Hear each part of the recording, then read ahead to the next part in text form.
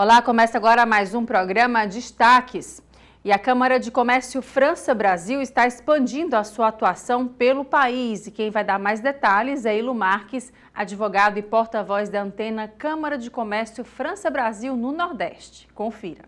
Muito obrigada pela sua presença. Eu que agradeço, Elaine. Obrigado pelo convite. É um prazer estar aqui, é um prazer estar aqui no Otimista, falando desse projeto tão bacana que a gente está trazendo aqui para o Nordeste, que tem um potencial de gerar muitos benefícios para a região, trazendo negócios, intercâmbio cultural, econômico, industrial e científico também. Pois é, falando desse momento agora, né? Conta um pouco para a gente do trabalho da Câmara e, sobretudo, esse momento agora voltado também para o Nordeste, em especial aqui no estado do Ceará. Perfeito. A Câmara França-Brasil, ela é a Câmara de Comércio mais antiga em funcionamento aqui no país. Ela tem 123 anos, né? E ao longo dessa história promoveu muito intercâmbio científico, cultural, econômico, industrial entre as duas nações. As relações do Brasil com a França são muito íntimas e às vezes esquecidas. A França, por exemplo, é o maior empregador privado no Brasil, estrangeiro, as empresas francesas. Inclusive, o maior empregador privado no Brasil é uma empresa francesa, que é o Carrefour, que apenas aqui no Ceará emprega mais de 5 mil pessoas. Tem outras bandeiras, como o Atacadão, que pertence à mesma marca. Coincidentemente também, o Brasil ele representa a maior fronteira com a França. Nós lembramos constantemente da França que está lá na Europa, onde tem Paris, que é a França metropolitana, mas existe também a França ultramarina, que faz parte da República Francesa. Nós temos aqui do lado a Guiana Francesa, com a qual nós temos mais de 700 quilômetros de fronteira. As empresas francesas, elas estão no nosso dia a dia. Quanto tempo de nossas vidas não ficamos com uma caneta Bic em nossas mãos? Né? Existem componentes eletrônicos, existem empresas de varejo, tecnologia, cosméticos, as mais variadas. Aqui no Ceará, recentemente, com o Hub d'Air France, nós vivenciamos esse intercâmbio mais intensamente. Hoje, a França é o país que mais manda turistas para o nosso Ceará. E muitos de nós também utilizamos do voo para ir para conhecer a Europa. E é nesse ambiente que a Câmara se introduz como um fomentador dessas relações. A Câmara está presente hoje em São Paulo, Comunidade de São Paulo, Rio de Janeiro, Paraná e Minas Gerais. E há alguns anos nós vemos conversando com eles para trazer a Câmara para o Nordeste. Já existia esse olhar, né, da diretoria, esse projeto foi abraçado pelo presidente da Câmara, Pedro Antônio Gouveia Vieira, pela diretora executiva Corrine Fontinelli, e nesses últimos anos fomos afinando as conversas e lançamos oficialmente o projeto na semana passada. E nesse caso, nessas atuações, nesse olhar para cá, né, a escolha aqui está em Fortaleza, é isso? Conta um pouco de como é que foi pensado isso para agora, para o local Ceará e Fortaleza, com relação também ao olhar para o Nordeste. Perfeito. A antena de Fortaleza, ela cobrirá os estados do Ceará, Rio Grande do Norte, Maranhão e Piauí. Fortaleza tem uma localização muito privilegiada, né? Nós estamos muito próximos da Europa, muito próximos da África, muito próximos dos Estados Unidos também. E temos voos semanais para a França, o que facilita bastante as coisas. Então, Fortaleza foi escolhida tanto pelos seus atrativos, como também pelo fato de nós estarmos liderando esse processo. Né? Esse processo se iniciou há alguns anos, fui a São Paulo, conversei com a diretoria, com a presidência. Então, também o fato de eu residir em Fortaleza contribuiu para a escolha. Nós desenvolveremos esse projeto em todos esses estados e aproveitaremos ao máximo os potenciais que essa região tem a oferecer. O Ceará ele tem ativos únicos, nós temos o nosso Porto do Pecém, nós temos a Siderúrgica, nós temos a ZPE. Existem apenas 2 ZPEs em funcionamento atualmente no Brasil, que é a do Ceará e a do Piauí, uma coincidência. E nesse caso, nesse olhar, né, a gente tem aí a localização geográfica do Ceará muito bem, né, localizado, a gente tem o hub, a questão do hidrogênio verde, o hub aéreo que você falou também, a gente tem toda uma logística favorável, a gente tem todo um olhar econômico favorável nesse sentido. A partir desse momento, né, que a gente tem essa unidade também aqui em Fortaleza, olhando para o estado do Ceará também para o Nordeste, quais são as negociações que podem ser esperadas, estreitar esses laços cada vez mais, em que áreas mais pontuais você identifica? Perfeito. Nós aqui temos grandes atrativos, nós temos o potencial de nos tornarmos uma grande potência mundial em energia e transição energética. O hidrogênio verde ele já é uma realidade, já se começou a produzir as primeiras moléculas aqui. A nossa parceria estratégica com o Porto de Roterdã também, ela é muito importante. Nós temos empresas francesas que já assinaram memorandos de entendimento com o governo para a produção de hidrogênio verde. Nós temos uma grande empresa de energia francesa com sede aqui no Ceará, que é a Quer. Então, esse segmento de energias renováveis, acho que é o com maior potencial, mas existem vários outros. Nós já temos empresas francesas instaladas aqui, deu o exemplo do Carrefour, nós temos a rede Accor de hotéis, nós temos a Edenred, nós temos a Leroy Merlin, né, como nós chamamos em português, que é a Leroy Merlin, e muitas outras. E o objetivo da Câmara é trazer mais ainda, apresentando o que nós temos a oferecer. Porque nós conhecemos bem as nossas riquezas, né? Mas às vezes quem está fora não conhece ou conhece superficialmente. E também estimular as empresas que estão aqui a fazer negócios com essas outras. Às vezes empresas que querem exportar mais, ou que querem começar a exportar, ou que simplesmente querem ter relações com as empresas francesas já instaladas aqui no Brasil e em outras regiões. Tem empresas francesas com fábricas na região amazônica, em São Paulo, no sul do país. Então a Câmara vai tentar conectar essas pessoas para fazer mais negócios. E no caso, né, já desse trabalho de vocês aqui, com relação à questão de associados, como é que está atualmente na Câmara? E como é que faz para se associar, fazer parte também desse grupo? Perfeito. Excelente pergunta, Elaine. A gente está muito feliz porque o projeto acabou de ser lançado aqui oficialmente e já há uma procura muito grande de pessoas e de empresas querendo se associar à Câmara, buscando mais informações. Nós já temos associados porque antes mesmo do projeto ser lançado, havia alguns clientes com os quais eu conversei sobre o projeto brevemente que desde já se empolgaram bastante, já quiseram fazer a associação. A associação é muito simples, basta entrar em contato conosco através do nosso Instagram, tem lá também o meu telefone. Nós enviaremos o formulário, pode-se também acessar diretamente o site da Câmara na internet. Preenche-se um formulário muito simples e passa-se por um processo interno de aprovação reputacional e com cerca de mais ou menos 2 a 3 semanas é concluída a associação. E como eu falei, é uma associação nacional, os associados poderão participar de todos os eventos e ter acesso a todos os benefícios que a Câmara oferece nacionalmente. E no caso desse trabalho que vocês estão realizando, né? Você que já está um bom tempo nessa área, já está um bom tempo prospectando, né? Conversando as nossas singularidades aqui no Nordeste, diferentes de outros estados brasileiros. Quais são as principais dificuldades que você observa nesse sentido com relação a estreitar laços, a conseguir fechar mais negócio? O que a gente tem de dificuldades a serem superadas?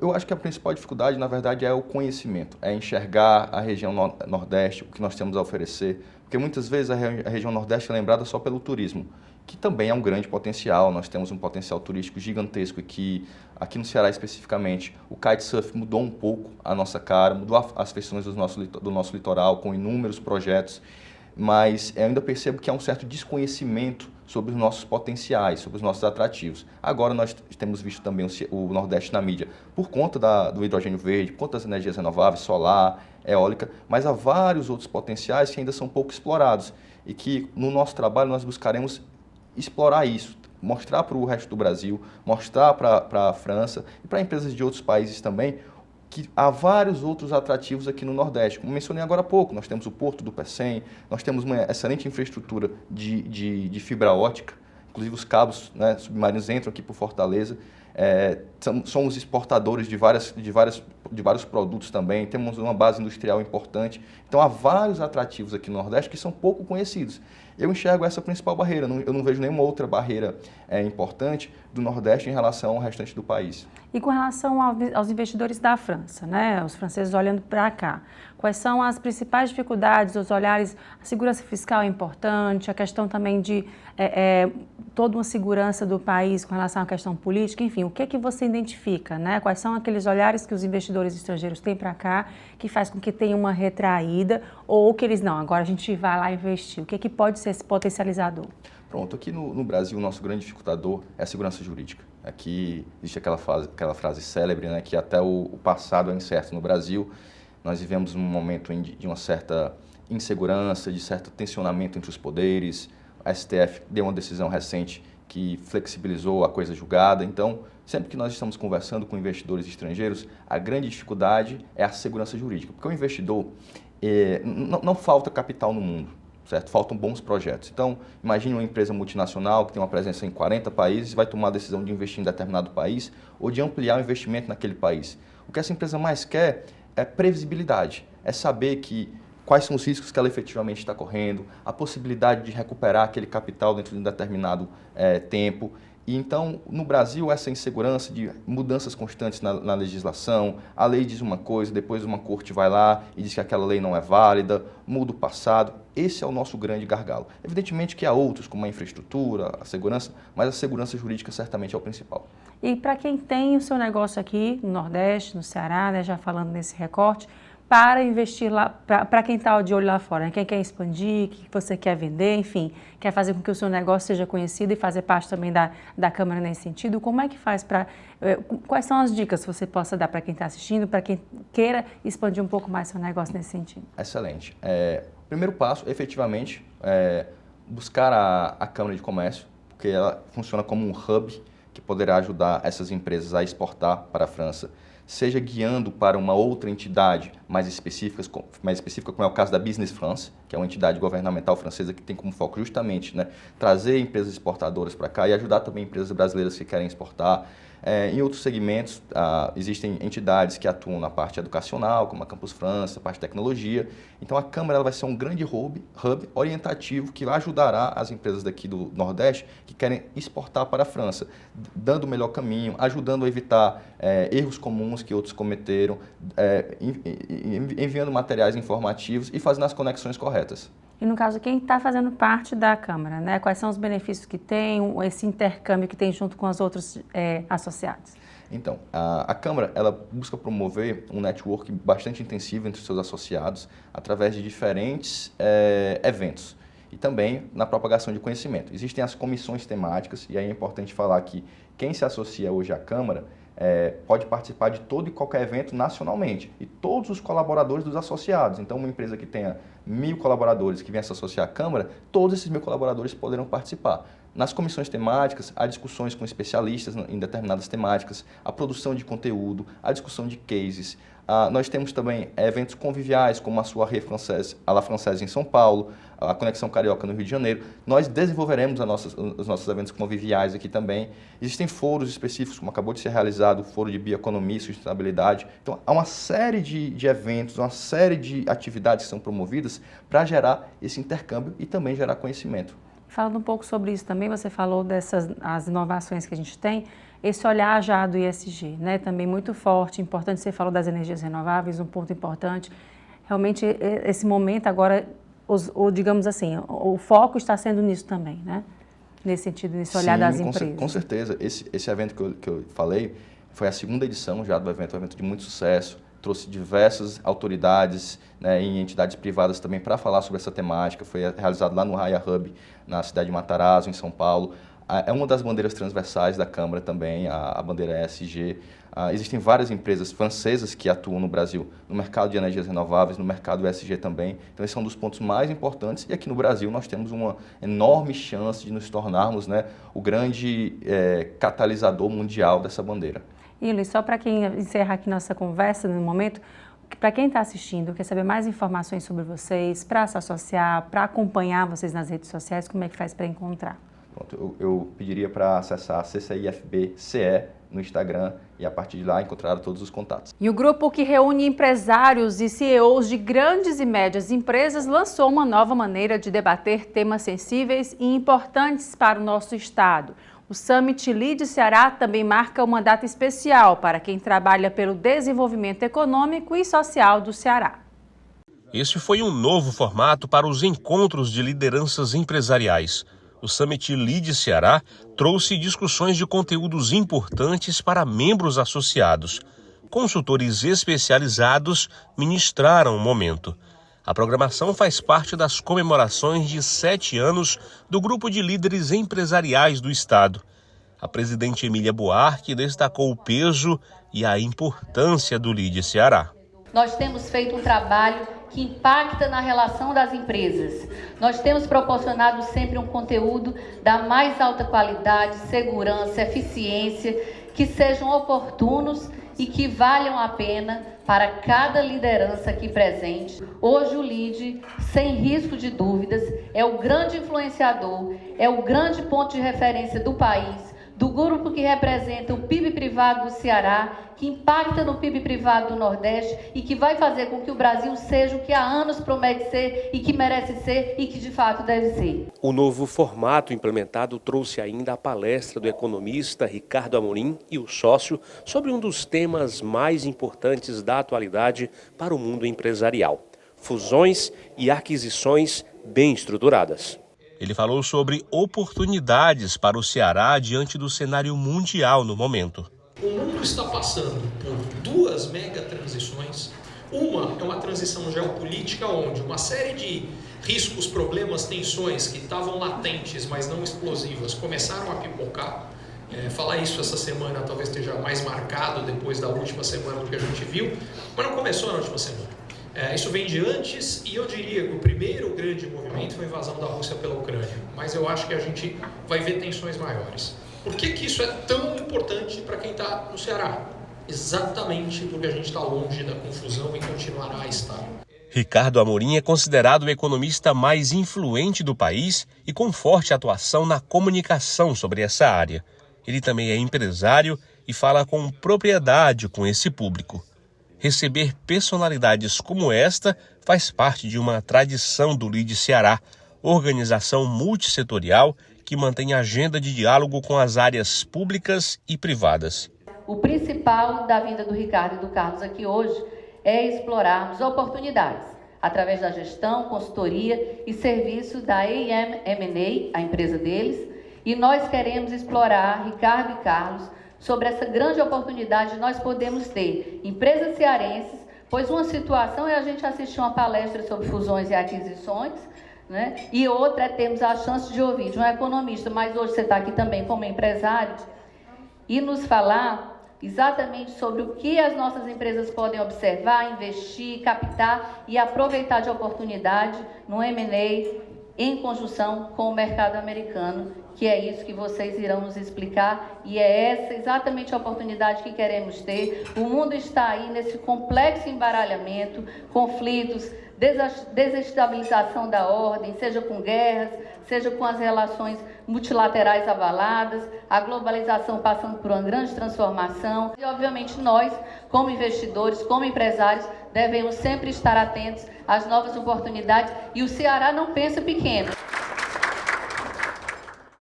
E o cenário imobiliário vive em constante transformação, e uma tendência que está ganhando destaque no mercado é a procura por imóveis decorados. Os compradores buscam não só um lugar para morar, mas também um estilo de vida que começa com a estética e o conforto do próprio lar.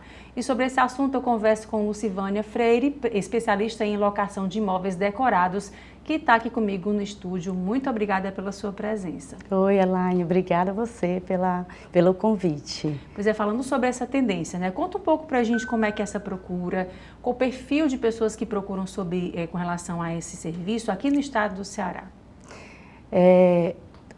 O perfil de cliente que busca esse tipo de imóvel é o cliente que está aqui, normalmente ele procura um imóvel para morar com um tempo determinado. Então, ele quer um imóvel para ficar 1 ano, às vezes até menos, às vezes ele quer ficar 6 meses, 8 meses, porque está aqui a trabalho, é um executivo, um empresário. Então, daqui de Fortaleza mesmo, a gente tem muita procura de pessoas que estão saindo de casa agora, está ganhando um pouco melhor e quer a independência, é o jovem, normalmente, que ele tem dinheiro suficiente até, às vezes, para comprar um imóvel, mas não quer no momento.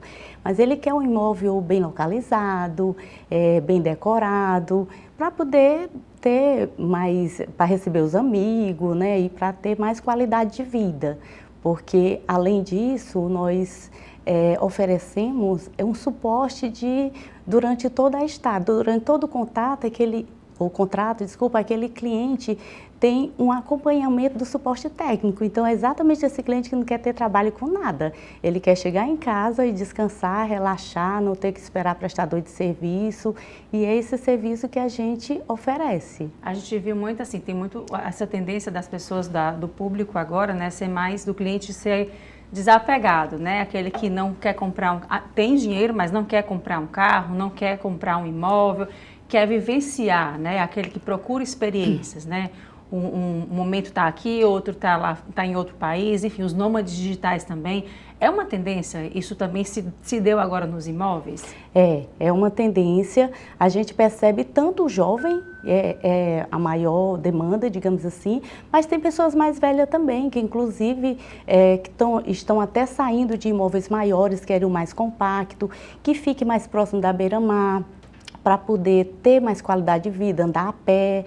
Então, assim, é tendência e tem bastante procura. Aqui em Fortaleza, eu vejo, às vezes os clientes conversam com a gente lá da imobiliária e comenta que eles acham que tem uma deficiência desse tipo de imóvel aqui na capital, que lá em São Paulo é muito comum, mas aqui não tem tanta opção como deveria, como tem demanda, digamos assim. Vocês, quando recebem esse cliente, né, como é que é feito esse contato? Eles entram em contato com vocês, passam, né, a demanda, como é que eles esperam, vocês mostram para ele como é que é esse estilo de morar, como é que é essa conversa com o cliente? Além das redes sociais, que muitos encontram a gente nas redes sociais, tem os portais de imóveis de imobiliária comum, né? A gente está lá, só que os nossos são decorados e muitas vezes a gente faz essa venda, né, dessa locação totalmente online, porque assim, como eu lhe falei, às vezes o cliente é um executivo que está vindo passar uma temporada de 1 ano em Fortaleza, ele não sabe se vai passar mais tempo, se vai comprar o imóvel depois ou se vai voltar para a cidade de origem. Então, tendo essa necessidade de chegar, já ter onde morar, aí esse contato às vezes ele simpatiza com o imóvel, a gente faz a chamada de vídeo, mostra o apartamento todo para o cliente, faz o contrato digital, tudo, e quando aí faz a vistoria, quando ele chega já está pronto, como se fosse um hotel, ele se instala, chega com as malas e já vai morar.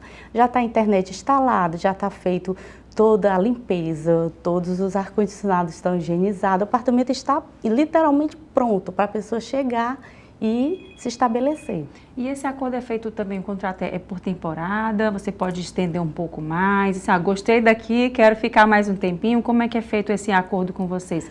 São contratos por temporada? Não, o contrato é um contrato convencional, né? A diferença é que, nesse caso, é o cliente que diz quanto tempo que vai ficar. Normalmente são 12 meses, nosso contrato, 12 meses. E aí, se ele houver necessidade de prorrogar esse contrato, 1 mês antes ele vai falar, eu gostaria de ficar mais 1 ano. Aí a gente renova esse contrato. Mas normalmente ele é quem diz quanto tempo vai ficar. E ele tem certeza do tempo. Então vai ser 12 meses ou 8 meses, mas normalmente a gente faz contratos de 12 meses. Aí, se ele tiver necessidade de sair antes, a gente vai negociar essa questão. No caso, fala um pouquinho da empresa de vocês, né? Como é que é o trabalho que vocês realizam com relação ao pessoal capacitado, gente que faz parte desse trabalho de vocês e também o campo de atuação. É mais aqui em Fortaleza mesmo? A gente tem, o nosso principal campo de atuação é aqui na capital, aqui em Fortaleza. Mas a gente tem também imóveis no Eusébio, já tem em outras regiões. Mas os nossos imóveis, acho que eu até já falei, são na região da Aldeota, Beira-Mar, Praia do Futuro, Meireles e em outros bairros de Fortaleza que então tem imóvel decorado, porque se tiver decorado, tiver em condições de receber, vai ter demanda. Todo imóvel que a gente anuncia, que esteja decorado nas condições que é o perfil do nosso cliente, a gente vai alugar. Dificilmente não tem demanda. E com isso, como eu já falei, a gente oferece um serviço de suporte técnico durante toda essa estadia do cliente. Então a gente até chega a falar que o nosso cliente não é um inquilino. Para a gente ele é um hóspede, porque a gente vai resolver os problemas dele. Por exemplo, se ele der um problema no equipamento dentro do imóvel, ar-condicionado deu um defeito, ele não vai precisar deixar de trabalhar para esperar um técnico para fazer esse serviço. Ele vai acionar o setor técnico da imobiliária, a gente vai mandar um colaborador lá com o técnico para poder resolver o problema do cliente. Então, quando ele chegar, vai encontrar tudo em perfeitas condições para ele relaxar. Então, esse é nosso diferencial. E no caso, para quem quiser saber mais informações que está assistindo, como é que faz para encontrar vocês nas redes sociais, site? Pronto, a gente está no Instagram, está sempre atualizado, todo dia a gente está mostrando nossos bastidores, o pessoal fazendo serviço de vistoria, a equipe trabalhando, é bem atualizado o nosso Instagram, que é @LF Móveis Fortaleza, e tem o nosso site também, que vai aparecer aqui, né? Você pode colocar. E também através do WhatsApp, o telefone, a gente tem um número de WhatsApp do comercial, do suporte técnico, que todos esses estão lá disponíveis no Instagram. No Instagram já tem tudo, né? Se tem quiser tudo. procurar, tem todas as informações, exatamente. Né? Tá, joia. Pois muito obrigada pela sua presença e até uma próxima oportunidade. Obrigada, Elaine. Eu que agradeço você e a oportunidade de estar aqui na TV Otimista. Obrigada mais uma vez. Tchau. E a gente agora vai ao intervalo e volta em instantes com mais destaques. Não sai daí.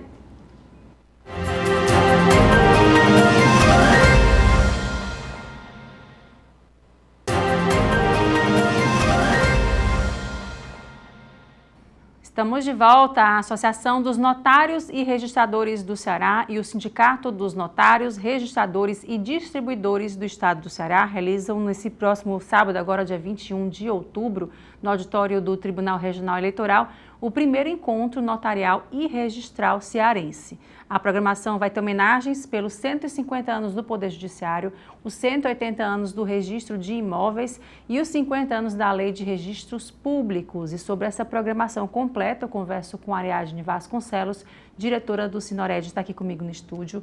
Ariadne, muito obrigada pela sua presença. Obrigada, Elaine, pela oportunidade. E eu gostaria inicialmente de agradecer em nome do sindicato e da associação pela oportunidade de estar aqui falando um pouco sobre os cartórios. A gente tem essa programação aí, já falei um pouquinho sobre ela, né? Conta um pouco como é que foi pensada, né? É o dia inteiro, é o sábado inteiro, para quem está assistindo se programar, Sim. Como é que faz? Pronto, é um evento comemorativo, como você mesmo falou, a gente vai comemorar os 50 anos da Lei de Registros Públicos, né? Que é o norte da nossa atividade, e também vamos comemorar os 180 anos da promulgação da primeira lei sobre propriedade no Brasil. E aí esse evento, além de ser comemorativo, nós vamos falar um pouco sobre esse processo de mudança da desjudicialização no Estado brasileiro, em que a gente vai falar desde as 8 horas da manhã, no momento que abre as palestras, até o final do dia, às 18 horas. E para quem pode participar desse encontro? São advogados, juízes, quem é o público-alvo? Pronto, esse encontro é um encontro técnico, mas quem ganha no final das contas é a população, né? É um encontro técnico que o público-alvo é os notários e registradores do Estado. Nós vamos trazer também muitos palestrantes de vários estados brasileiros, como Rio de Janeiro, São Paulo, Minas Gerais. E é para engrandecer a atividade, falar sobre temas importantes para a população, e nós também teremos a participação da Ordem dos Advogados do Brasil. Nesse evento em especial, nós abrimos bastante vagas para os advogados, inclusive as vagas já estão esgotadas. Já é um sucesso. Né? Exato. E eles são um grande fomentador da atividade notarial e registral, né, que é a atividade dos cartórios hoje em dia. E aí nesse trabalho dos cartórios, né, a gente estava aqui conversando de bastidor e na nossa vida a gente tem a presença dos cartórios, né, desde que nasce até quando não está mais aqui, falece. Né? Exato. E nesse caso, nessa importância, né, a gente talvez não entenda, quem está assistindo, a gente leigo, não entenda da importância de como é que é o trabalho né, de quem trabalha em cartório, enfim. Como é que vocês têm atuado nisso? Quais são os aperfeiçoamentos que foram feitos com o passar dos anos, né? Você fala que 150 anos do primeiro registro de propriedade, né? O quanto isso já faz parte da nossa vida? É verdade, Elaine. Em relação às conquistas que a gente vai debater nesse momento, né, a gente vai falar tanto das conquistas como das questões que a gente precisa aprimorar. Eu reforço aqui as necessidades de a gente sempre estar à frente do jornalismo sério, da gente procurar atingir a população, que esse é o nosso primordial e alcance dessa atividade, né? Você bem falou que os cartórios estão junto com a população desde o momento que nasce até o momento que falece, né? Isso são grandes conquistas. Por exemplo, o registro civil, que é o cartório responsável por fazer o registro de nascimento, de casamento, de óbito, teve inúmeros avanços nesses 50 anos da Lei de Registros Públicos. Por exemplo, hoje nós podemos fazer, no âmbito dos cartórios, o reconhecimento voluntário de paternidade. Hoje nós podemos fazer um reconhecimento, inclusive, socioafetivo da paternidade, né? Que é algo novo para a população. Que antes eles ingressavam no judiciário para que acontecesse realmente a possibilidade de reconhecer uma paternidade socioafetiva, que não é aquela biológica, né? Então, esse é um grande avanço. Um outro avanço, o casamento civil, que hoje é possível um casamento civil homoafetivo. Então, foi um grande avanço da legislação federal. Outro grande avanço também foi em relação à união estável, que hoje a união estável é reconhecida, né? Então, os registros civis fazem termos de reconhecimento e dissolução de união estável. Tudo no âmbito da atividade de cartórios, sem necessitar que o cidadão ingresse no Poder Judiciário para ver seu direito reconhecido. E aí, no caso, demoraria muito, né? Se fosse levar até o judiciário, como é que um tempo de processo como esse, por exemplo, né, para a separação? Você pode ir até o cartório e solicitar, e demora quanto tempo para isso sair? Pronto. Em relação à capilaridade dos cartórios, no estado nós temos capilaridade em todos os municípios, então é algo próximo da população. E aí, por ser algo próximo da população, a população muitas vezes tem por exemplo, no interior do estado, só o cartório para recorrer. E a segurança jurídica que o cartório proporciona para a população, ela é muito importante, né? Quando você faz, por exemplo, no exemplo do divórcio que você acabou de falar, quando há consenso entre as partes, elas podem apenas se dirigir ao cartório com as documentações básicas. No caso, se tiverem bens, também levam a documentação dos bens, e o tabelião, no caso, vai lavrar uma escritura de divórcio. Tudo amigavelmente, e em poucos dias eles vão estar divorciados. Então, é algo muito célere e muito seguro para a população. E é diferente do Poder Judiciário, que por conta das demandas diárias serem altas e a população todos os dias crescerem cada dia mais, o Judiciário não comporta tantas demandas. Então, o cartório ele veio para ajudar o Judiciário a suportar as demandas da população. E às vezes até são serviços que, por exemplo, a população não sabe, né? Esse da separação, por exemplo, na divórcio. Se as duas partes estão de acordo, podem ir no cartório, tá tudo certo, né? Tá tudo resolvido. Um outro exemplo também que um cartório de notas faz é o inventário extrajudicial, né? O que seria esse inventário? Quando todos os herdeiros daquele falecido estão de acordo com a divisão dos bens, também é possível fazer no cartório, né? Então, é algo que, durante esses 50 anos, foi aprimorando e melhorando para a população. E a população, no final das contas, ela tem que tomar conhecimento de todos esses direitos que são direitos básicos dele, como brasileiro, né? Porque as legislações são federais, e é uma forma dele resolver os conflitos e os problemas de uma maneira segura e célere. E aí você falou também sobre a questão da paternidade, né? Sim. Da pessoa reconhecer, olha, eu posso não ser o pai biológico, mas eu reconheço essa criança como meu filho, eu posso ir no cartório, sim, assumir como pai. Sim. Isso é possível também? Isso é possível também. Tem uma série de requisitos que o Conselho Nacional de Justiça exige para que seja realmente reconhecido a paternidade socioafetiva no âmbito dos cartórios. Mas hoje isso é possível e há pouco tempo atrás não era possível. Então, é algo que a cada ano vai melhorando a possibilidade da população chegar a um cartório e resolver as suas demandas. E nesse caso, no trabalho de vocês também, a gente viu a pandemia, muito foi informatizado, automatizado, né? Os processos aceleraram. Com o trabalho de vocês também não foi diferente? Aconteceu a mesma coisa? Na pandemia, eu digo que os cartórios foram igual o governo Getúlio Vargas, 50 anos em 5, né? Nós tivemos que nos reinventar e aí, durante a pandemia, nós tivemos que criar mecanismos de operacionalização através do virtual. Nós atendemos a população, nunca deixamos de atender ninguém. Então, atendemos com base em mecanismos virtuais e hoje nós somos exemplo no mundo inteiro, porque hoje nós utilizamos uma plataforma chamada e-notariado, que é uma plataforma que permite que a população faça compra e venda, doações, divórcios, procurações, tudo online. Então, é algo que realmente mudou completamente a visão e a forma de trabalhar dentro dos cartórios. E é um processo totalmente seguro, né? Sim, para que as pessoas saibam que é totalmente seguro, pode fazer essa negociação, esse acordo, enfim, né? Sim. De forma segura. Eles assinam através de certificados digitais, e aí você pode me perguntar, mas quem não tem certificado digital, né? A população mais carente, nós mesmos temos a certificadora de fazer com que a população tire esse certificado digital através da nossa fé pública, né?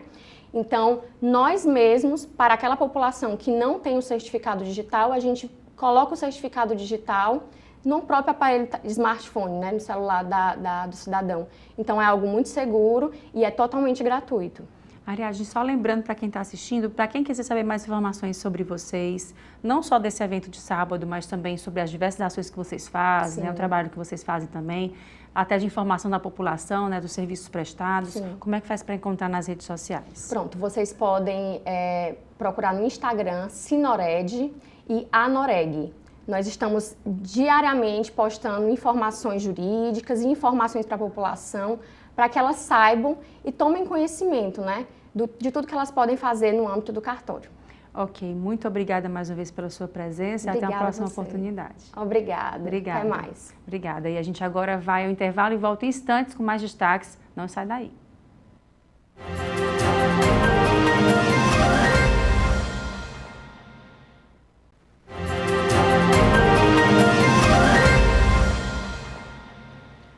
E estamos de volta e quase 2 milhões de brasileiros têm algum tipo de demência, como o Alzheimer, por exemplo. A situação dessas pessoas foi debatida na Comissão de Direitos Humanos na segunda-feira, dia 16.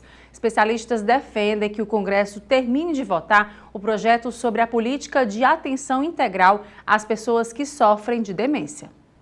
Na audiência pública, especialistas informaram que existem cerca de 1.800.000 pessoas no Brasil com algum tipo de demência, a maior parte delas com Alzheimer. A demência é caracterizada por condições que afetam o cérebro e comprometem gradativamente a independência das pessoas. Até 2050, esse número pode triplicar. Além disso, atualmente, apenas 23% das pessoas com a doença recebem o diagnóstico. Defender a saúde mental como um direito humano universal é defender os direitos humanos das pessoas que vivem com demência e daquelas responsáveis pelos cuidados para as quais o direito ao diagnóstico nos estágios iniciais e até mesmo ao longo da doença, como nós vamos ver nos dados que eu trago, o direito a práticas integrais de cuidado e apoio centradas na pessoa e nas suas potencialidades e o direito a uma vida digna, livre de estigma e discriminação, são frequentemente negligenciados. Um projeto de lei que estabelece a Política Nacional de Enfrentamento à Doença de Alzheimer e outras demências já foi aprovado no Senado e está em análise na Câmara dos Deputados. Se virar lei, o tratamento público vai ter que seguir um plano integrado com a participação das famílias. Segundo este médico, idealizador do projeto, com a lei, muitos desafios poderão ser enfrentados. A partir do momento que a gente não se tem um diagnóstico, que tu não tem um apoio para as famílias, isso está tirando completamente a dignidade e a possibilidade delas terem uma vida plena e feliz. Como a Elaine comentou, a pessoa com Alzheimer adoece e a família também. Senador, a gente está batendo na porta de uma revolução no cuidado em Alzheimer, tanto no diagnóstico quanto em medicamentos. E são medicamentos caros, senador. A gente tem que ser muito justo nesse momento e que se o Ministério da Saúde não tomar as rédeas e construir um plano e explicar como vai ser o cuidado em todo o Brasil, a gente tem um risco muito grande de um fenômeno triste na saúde pública brasileira, que é a tomada medidas judiciais pelo acesso. Familiares de pessoas com Alzheimer confirmam que são necessárias políticas públicas, desde a criação de centros onde os idosos possam passar o dia e ter um convívio social, até a valorização da profissão das cuidadoras. As políticas públicas precisam contemplar necessariamente o paciente e as famílias. Se acontecer alguma coisa comigo, senador, a minha mãe não tem quem cuide dela. Então, é preciso voltar o olhar para a família. Ser cuidador não é só dar remédio, dar comida, e garantir a higiene e proteger. É viver a vida do outro. É você proteger da violência patrimonial, da violência que não é só uma questão do golpe, não. A violência patrimonial acontece na família também. É proteger da indiferença do Estado e da indiferença dos planos de saúde. A gente precisa de informação continuada para as pessoas que trabalham na área de saúde, inclusive médicos. Levar uma pessoa com Alzheimer a um hospital, a gente diz que tem um rebaixamento depois que a pessoa é internada, mas tem um rebaixamento e tem perdas irreparáveis para nós que fomos acompanhantes, porque a gente tem que literalmente brigar para proteger essa pessoa, para que atendam como um ser humano com dificuldades, no caso da demência. A Política Nacional de Atenção Especializada, ela prevê trazer para o centro todos os conceitos que foram trabalhados aqui nessa manhã. E é por isso que eu tenho mais tranquilidade e segurança de reafirmar o compromisso do Ministério da Saúde com a execução prática do que o PL prevê. Para a gente, esse é o tipo de projeto de lei que, quando chega para a gente dar o parecer, a gente comemora, porque é um projeto de lei bem escrito, fundamentado, direcionado para o direito, né, como está previsto na Constituição. E a ginecologia regenerativa é uma área da medicina que está em evidência. Ela se concentra na restauração e renovação de tecidos e funções ginecológicas, tratando doenças e melhorando a qualidade de vida das mulheres. Uma das ferramentas de destaque na área capaz de atingir resultados únicos é o laser íntimo. E sobre esse assunto e muito mais eu converso com a doutora Emanuela Kumaru, que está aqui comigo no estúdio. Muito obrigada pela sua presença. Olá, prazer estar aqui. Pois é, doutora, falando dessa questão, né, do laser utilizado, mas, sobretudo, em que momento ele pode ser usado, como é que essa mulher pode ser beneficiada nas diversas fases da vida dela? Pronto, então, é um prazer estar aqui, agradeço pelo convite. Falar sobre ginecologia regenerativa tem sido cada vez mais importante, porque a gente tem percebido que as queixas têm aumentado, as pacientes têm tido mais atenção para a sua saúde íntima e com isso as queixas vão surgindo e a gente vem aproveitando que a tecnologia vai evoluindo para trazer qualidade de vida para as nossas pacientes. O laser íntimo, ele tem inúmeras indicações, né? E ele tem sido uma das principais ferramentas na ginecologia regenerativa porque ele pode ser aplicado para tratamento de muitas queixas. Desde pacientes jovens a pacientes na perimenopausa, então são várias as situações em que a gente pode se beneficiar do tratamento com o laser íntimo. Ele pode ser feito tanto dentro do canal vaginal como na parte externa da região íntima, né, que é a região vulvar, sempre com benefícios e sempre com foco na qualidade de vida. Nesse caso, para a mulher adolescente, né, jovem, que momentos podem ser utilizados, quais são as indicações gerais, digamos assim? Certo. Para pacientes jovens, né, em que situações a gente percebe os benefícios do laser? Pacientes que têm, por exemplo, crises de candidíase de repetição, né, é uma queixa bastante frequente no consultório ginecológico. As pacientes têm muito comprometimento de qualidade de vida, com crises de candidíase, tendo sintomas como coceira, ardência, corrimento, dor nas relações e fazem às vezes inúmeros tratamentos, já chegam no consultório dizendo que passaram por muitos ginecologistas e sempre fazem o tratamento da crise e a crise volta. Então, nessas pacientes, o laser íntimo, ele tem um benefício muito importante, a gente vê que as pacientes têm uma redução importante da quantidade de crises por ano e isso impacta muito na qualidade de vida. Então, o laser aí na ginecologia regenerativa sendo usado em mulheres jovens. Outra situação para mulheres jovens são pacientes no pós-parto, né? A gente sabe que durante a gestação e no período de amamentação as pacientes têm uma mudança hormonal muito grande no corpo e isso também tem impacto na área íntima. Então, são pacientes que, às vezes, têm dificuldade de retornar à sua atividade sexual no pós-parto, no período de amamentação, por conta de um ressecamento íntimo. E aí passam a ter dor durante as relações e isso impacta na qualidade de vida, isso impacta na libido.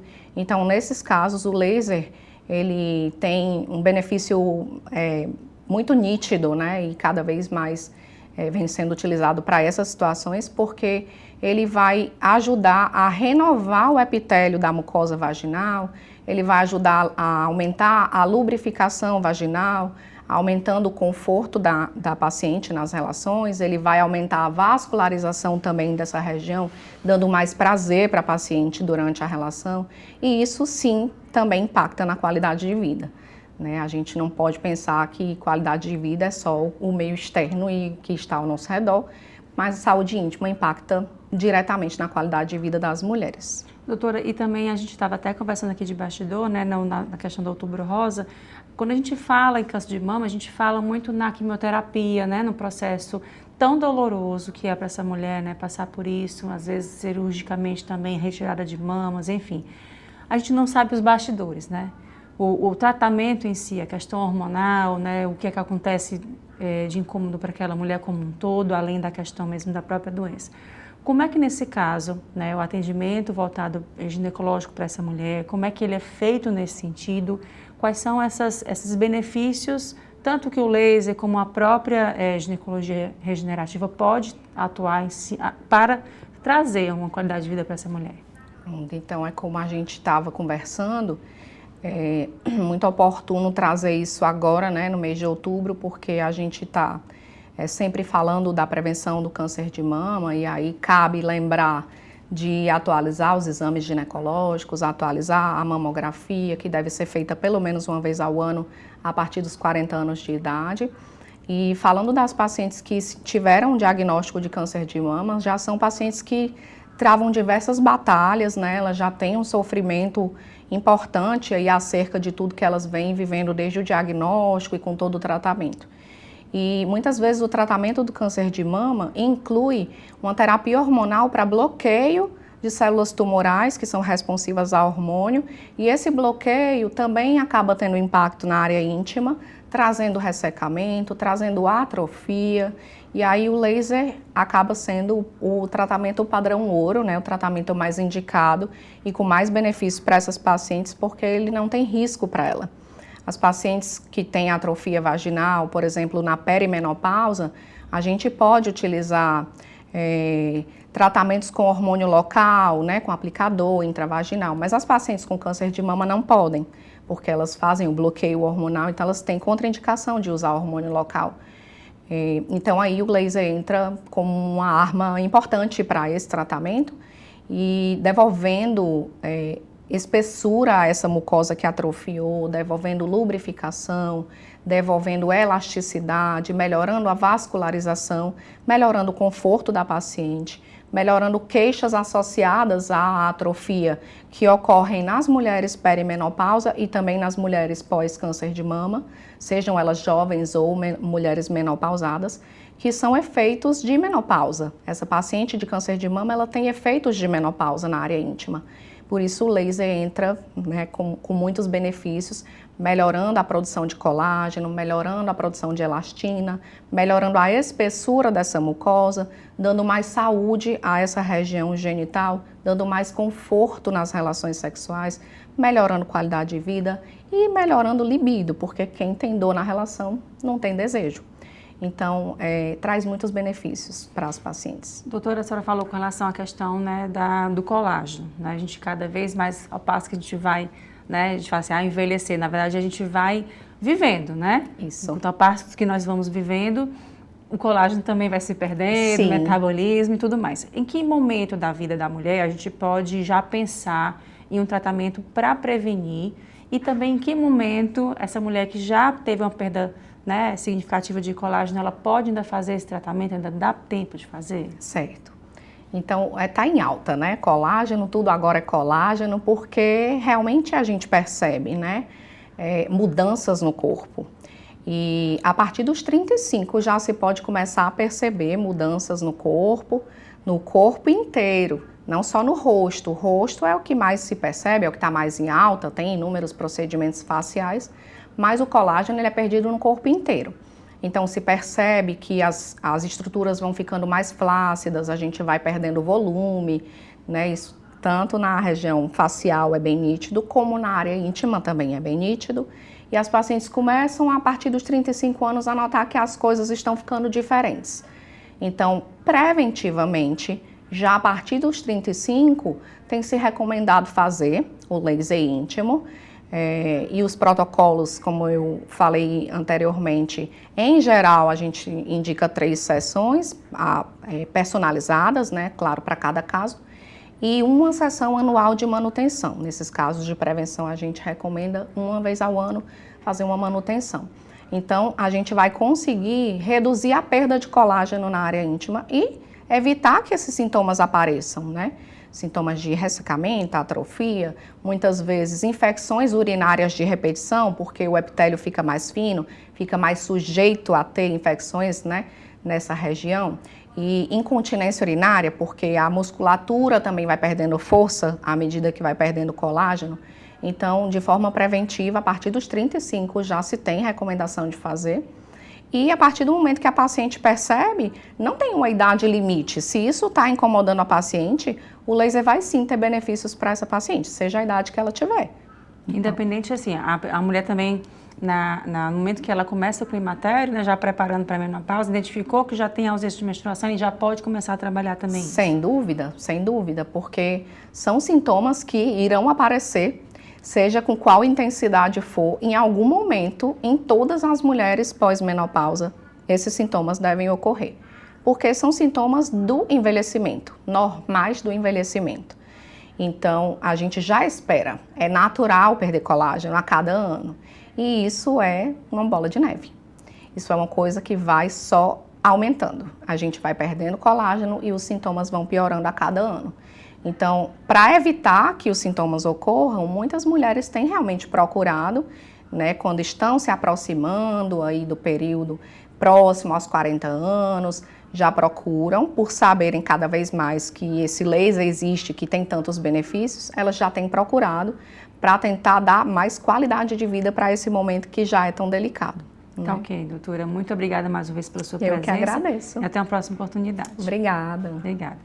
E o Destaques fica por aqui. Obrigada pela sua companhia e até o próximo programa.